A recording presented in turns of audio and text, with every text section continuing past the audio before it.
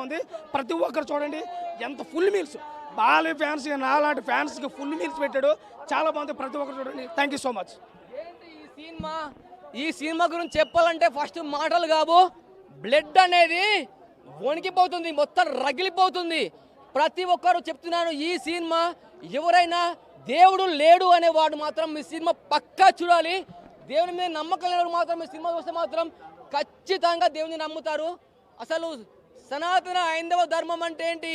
మన హిందూ ధర్మంలో పుట్టింది సనాతన హైందవ ధర్మం. అసలు ఏంటి? ఒక విధంగా నరకుతప్పుడు నరకయాతన ప్రాప్తిరస్తు,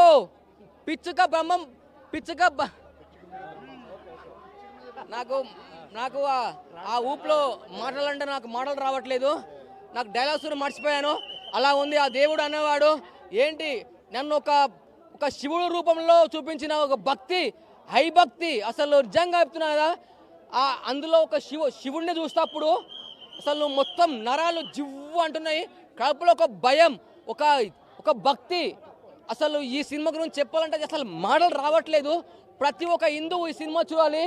మన హిందూ ధర్మంలో మన దేశంలో ఉన్న దేవతలు కానీ, మన కైలాసంలో ఉన్న శివుడు ఏ విధంగా ఉంటారు, ఏ విధంగా తన శక్తులు ఏంటి, అసలు నిజంగా చెప్తున్నా కదా, దేవుడు లేడు అని చెప్పారు.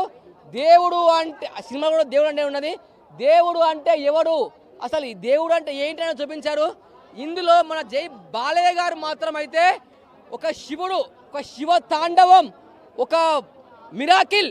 ఈ సినిమాకు ఒక దేవుడే వచ్చి స్టోరీ రాశాడా లేదా అని అర్థం కావట్లేదు. Different story. అబ్బా జై హనుమాన్, జై ఓం నమ శివాయ. నాకు మాటలు రావట్లేదు. ప్లీజ్ దయచేసి అందరూ ప్రతి ఒక్కరు ఈ సినిమా చూడాలి. ఈ సినిమా చూస్తే ప్రతి ఒక్కరు మారుతారు.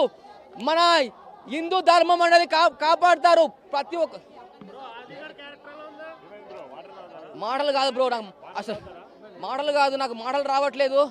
ఆ దేవుణ్ణి చూసినప్పటి నుంచి నేను ప్రతిసారి సోమవారం నాడు ఒక శివుణ్ణి మొక్కుతాను. ప్లీజ్ ప్రతి ఒక్కరు చెప్తున్నాను, ఈ సినిమా చూస్తే మాత్రం ప్రతి సోమవారం మీరు ఉపవాసం ఉంటారు, అమావాస్య నాడు ఒక పొద్దు ఉంటారు.